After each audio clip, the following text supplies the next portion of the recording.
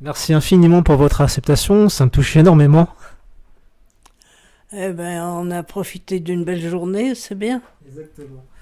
Donc, est-ce que vous pouvez vous présenter rapidement, brièvement pour nos internautes? Je m'appelle Tatiana Fabergé.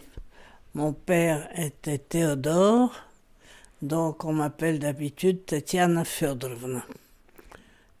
Et puis je suis à la retraite, et je profite de ma retraite dans ma véranda.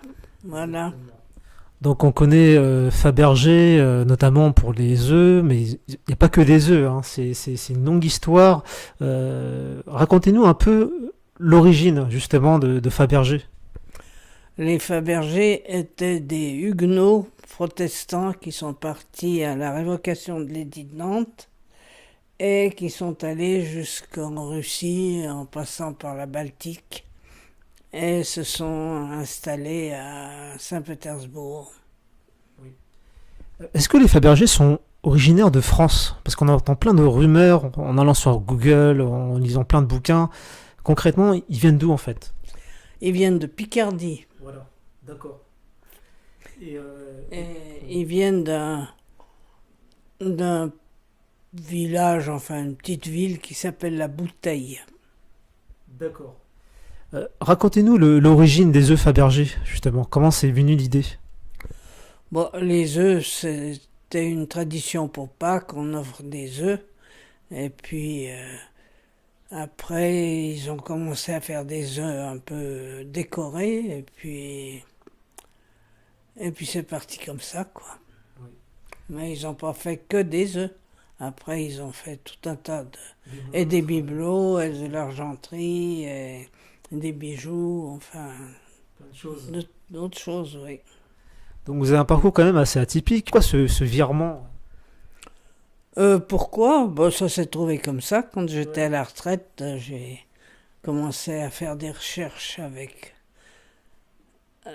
mon ami Valentin qui habite à Saint-Pétersbourg. On a écrit plusieurs livres. Justement, votre livre est un livre majeur parce qu'il y a plein de bouquins sur Fabergé. Est-ce que vous avez pu les lire, les autres bouquins? Est-ce que vous avez vu des choses qui ont été totalement erronées, inventées? Ah oui, oui, il y a beaucoup de... Oui. Disons que ça donne des idées à des tas de gens d'écrire un peu n'importe quoi. C'est ça. Mais c'est intéressant aussi, quoi. Oui. Pour vous, la transmission, transmettre l'histoire de Fabergé à travers les générations, c'est important? Bah, ça c'est, disons, plus ou moins arrêté à la Révolution, quoi. Oui. S'il n'y avait pas eu la Révolution, ça aurait été différent, mais s'il n'y avait pas eu la Révolution, je ne serais pas là non plus. Oui. Euh, Quelle image vous avez de votre arrière-grand-père?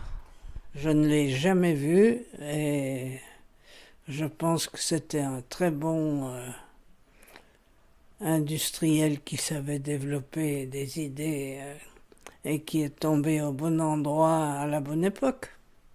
Oui.